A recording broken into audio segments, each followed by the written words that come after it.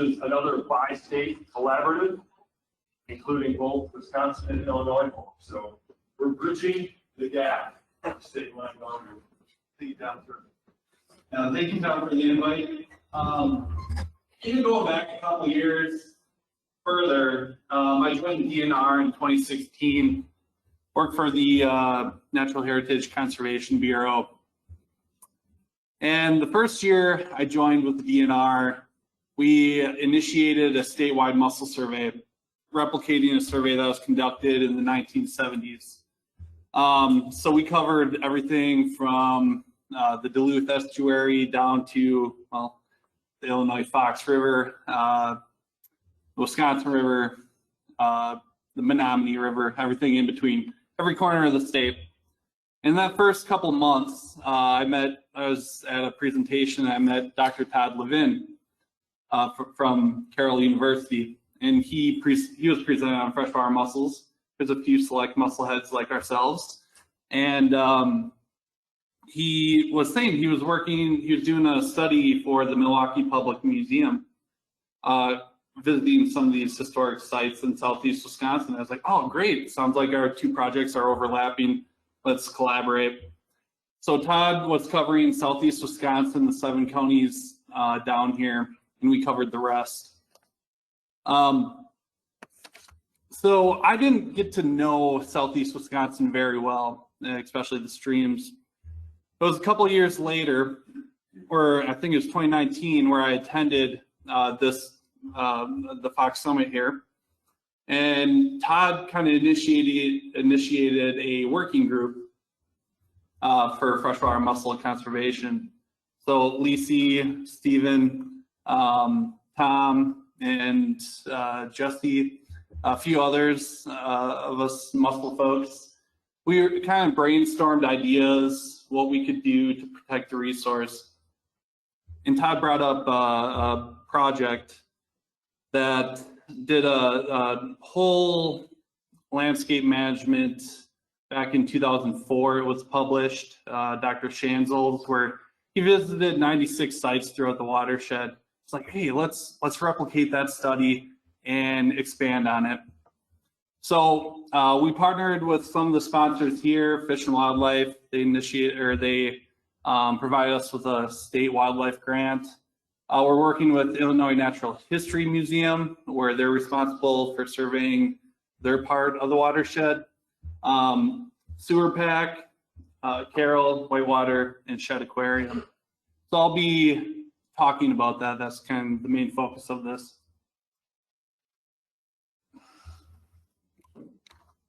Oop. But why should we care? Mussels, they're not a charismatic megafauna. They kind of look like glorified rocks on the riverbed. Nobody even knows that we even have, well, not nobody. Some people don't even know we don't even have native mussels. They think of zebra mussels because they kind of take over on the public radio or your evening news sometimes. But they're really unique. They're great indicators of water quality and aquatic health. They have complex life cycles.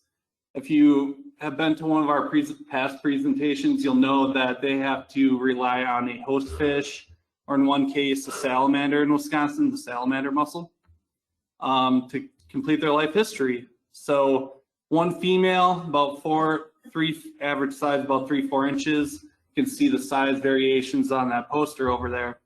But one female will produce tens of thousands of offspring. But if you're 3-4 inches, how are you going to hold all those? So they've evolved to parasitize on the gills of fish for the most part. And then after a few weeks, they'll drop off, but they have to drop off into suitable habitat. So you can't have sediment pollution, you can't have sedimentation going on. You really need an intact stream for these animals to thrive.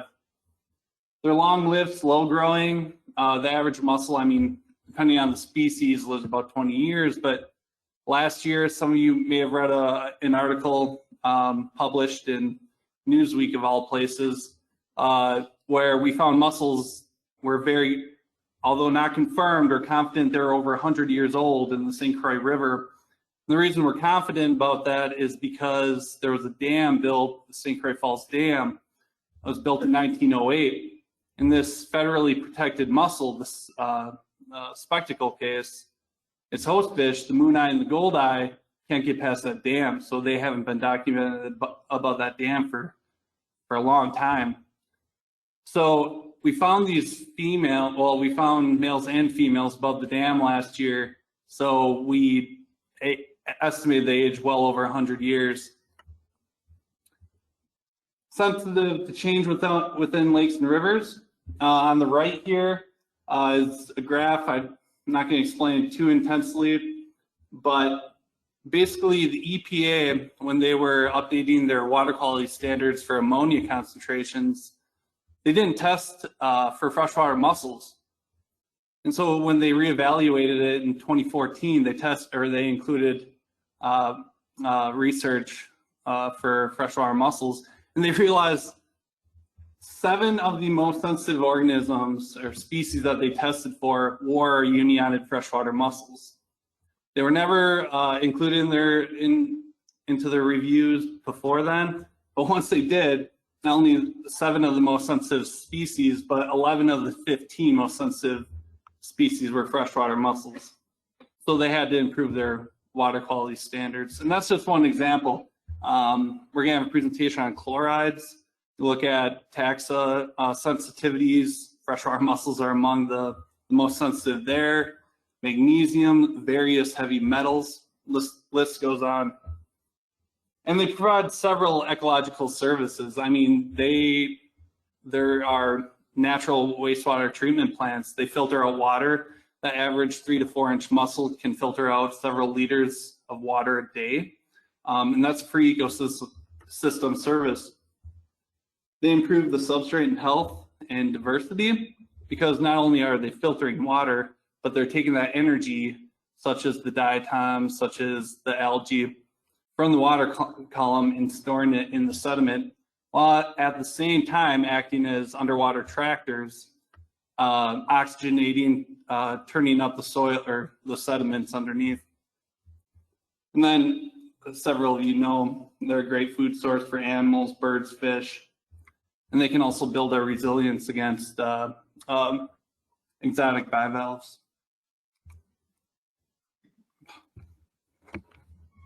Keep using this pointer thinking that's controlling. But they're very sensitive. So like I said, I gave that example with the ammonia. Not only that, but runoff events, they're not fish. They can't just swim away from polluted rivers or high impact areas.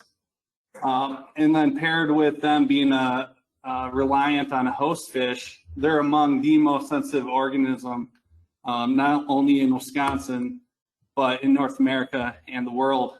So you'll see various graphs like this, looking at all the different taxa groups. And mussels are almost, I think they're always at the top. This is a NatureServe graph. This number, 69% of all known mussel species in North America are imperiled, either extinct, or listed in some way. Compare that to where a lot of funding goes down to, mussels are a lot more imperiled. And that's in part because look at freshwater fishes, over 1/3 of them are imperiled, and then amphibians as well, which they rely on. Oh yeah, I also wanted, when I was looking up information about this presentation, I was looking at information on freshwater mussels in Illinois. And so I knew they had 80 species, and I knew most of them were imperiled. But let me just read this excerpt from the DNR's website. Today's mussels may be the most endangered group of animals in North America. Of the 80 species that once lived in Illinois waters, only 59 have been found since 1970. 11 of the remaining 59 species are now known from only one water body, and they may disappear by the end of the decade. So I thought Wisconsin, we have 50 species in Wisconsin, half of them are imperiled, but Illinois, it's even worse. So as mentioned, going back to that project, we got this state wildlife grant working with partners within the watershed, and there's another picture of the watershed. I think that's just about every presentation so far. And our three main grant objectives is one, to assess the current status of mussel populations in the Fox Basin. So we're going to revisit those 96 sites from that 2004 study, and we also included about 20 others from past studies as well. We're going to evaluate genetic diversity of rainbow mussel, and I'll touch on that a little more. In Wisconsin and Illinois, that's kind of our target organism because it's probably the rarest that still has a sustainable population. And then we're going to propagate and release that mussel back into the watershed. But today we're just going to focus on that objective one. So in 2021, last year, that was our first field sampling year as part of this grant. We visited 29 sites and recorded 2,700 living mussels, 25 species, 22 species live, an additional 3 species found by shell only. And we also documented 1 new species, the lake floater. Now, the lake floater, if you know, it's actually a fairly common mussel that's found in lakes around the state. It looks very similar to the giant floater, so it's probably been documented before. They just kind of grouped it into the giant floater category. Of the state listed species, we found 4, and this is in descending order by abundance: the lips, the rainbow, the elk toe, and the slipper shell. The rainbow is very unique because this species kind of initiated the reason we wanted to submit a grant proposal. If you look at websites across the internet, I guess, NatureServe, they kind of gather all rare species information across the country, and they noted up until recently, the McGuanago River was the only stable population for this rainbow shell in the upper Mississippi River. Now it's found, down to Missouri and Arkansas and stuff like that. But in the upper Mississippi Basin, they documented only 1 viable population. And if you look at these charts, it might not be clear for some of you. You'll see our distribution of rainbow is only in southeast Wisconsin. There's a couple of records in the Milwaukee watershed, some records in the Sheboygan watershed, a couple dead shell in the rock watershed. Over here in Illinois, all those red marks are relics found or historical assemblages. But if you see the black dots, which only down there, and only 1 up by Chicago, near the confluence of the Fox and Illinois, that was their 1 record. But you can see that, historically, it probably covered a third of the state. But again, since 2000, there's only those couple populations. So we really wanted to investigate that a little further. So of our sites that we visited, we found evidence of the rainbow shell in the McGuanago, in the White River, and then the Fox, of all places. McGuanago, 3 sites Todd visited on McGuanago, 86 were live. Those were adults. I should have added the juveniles. So less than 5 years old, indicator of recruitment, which is good. That would have brought the number up to over 100. The White River, so also in the basin, the White River, that would signify a new population of rainbow. So that's pretty exciting. 3 live, was that a 4-hour search at that site? And then the Fox River, we only found dead shell, but evidence from north of Waukesha down to Big Bend, and actually we found a shell here in Burlington. We also had a site on the White here, actually expanded under that bridge, and we found mussels there too, but not rainbow. All right, for 2022, this year, we're going to be completing the mussel surveys. We have about 5 sites left to visit doing time searches in Wisconsin. And then we're going to be doing 4 quantitative, which includes quadrats. And then Illinois, which I should have mentioned before, they did not start their field season in terms of their surveys. So they're going to be initiating that, visiting 50 sites in the Illinois section. And it'll be interesting to see what they find. They actually found another live record of rainbow down near the confluence of the Illinois and the Fox. So that's another new population, relatively new population. We're going to be collecting genetic samples of rainbow to look at their viability through genetics, and that's where Shed Aquarium comes in. And then we're also going to be collecting the brood stock for the species. So hopefully we can mitigate any ill-lasting effects. We also have volunteer opportunities. So we partnered with Waukesha County Parks to do a June 6th training at McGuanago Park. So if you guys are interested, we have a link.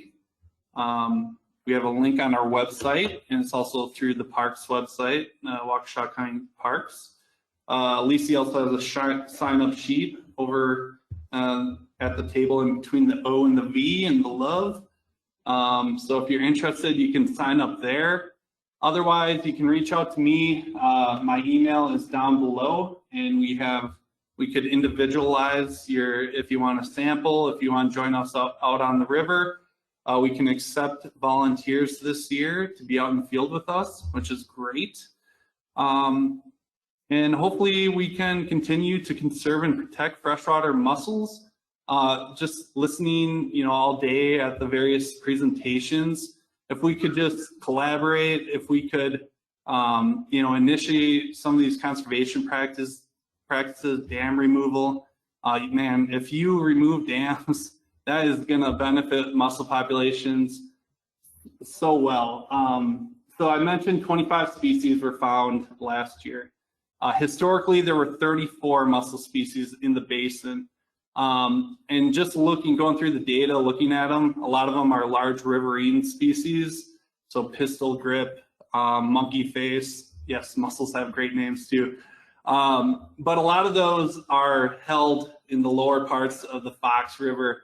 So, we were talking about dams earlier, and once we remove those, we hope some of those species will start to remigrate upwards. And then we have a GIS aspect. Once we survey all the streams, we're going to identify some of the most significant subwatersheds and mussel beds in the watershed. And hopefully, if you guys are doing future projects, whether that's cover crops or other BMPs, we're happy to distribute that data, and you can utilize that, indicating, oh, there's a rare species here, there's a significant and diverse mussel population, and that might, help your guys' project as well. Otherwise, I think we got a couple of minutes. Any questions? Yep. How do you go about propagating those? Yeah, so that species, Villosa, or rainbow shell, is a long-term brooder. So she spawns in the fall.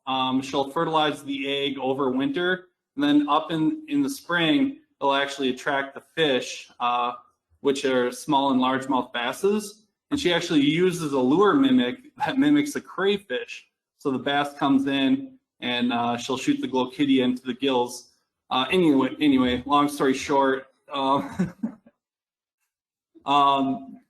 we're gonna look for pregnant females and then send them to Genoa Fish Hatchery, which is over by La Crosse, and then they're gonna propagate them in their fish hatchery. Yes. So, Jesse, when you talk about the dams and them being restricted to movement of mussels, have you thought about just moving the mussels above the dam, propagating them and moving them above?